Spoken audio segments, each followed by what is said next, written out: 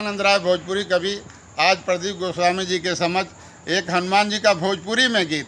देखिए भोजपुरी में क्या है, जिसमें तुलसीदास जी ने जब हनुमान चालीसा लिखा तो सबसे पहले लाइन भूत पिचास निकट नहीं आवे और महावीर जब नाम सुनावे। तो मेरे भी मन में आया कि कोई ऐसा गीत हो जिसमें भूत शब्द आवे। तो बल राउर ऐसन बाटे भूत भागी जाला, बजरंग बली राउर नाम कहाला। रोगवा दुखवा सुन के पराला, बल राउर ऐसन बाटे भूत भागी जाला।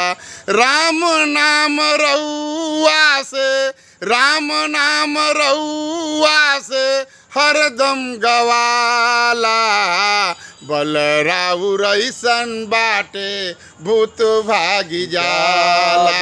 बूटी वाला पहाड़, बूटी वाला पहाड़ रउए से ढोवाला, बल राउर ऐसन बाटे भूत भागी जाला।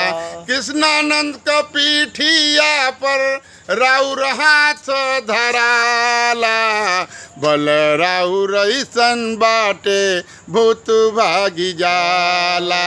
नाम राउर बजरंग बली कहाला। बोलिए बजरंग बली की जय।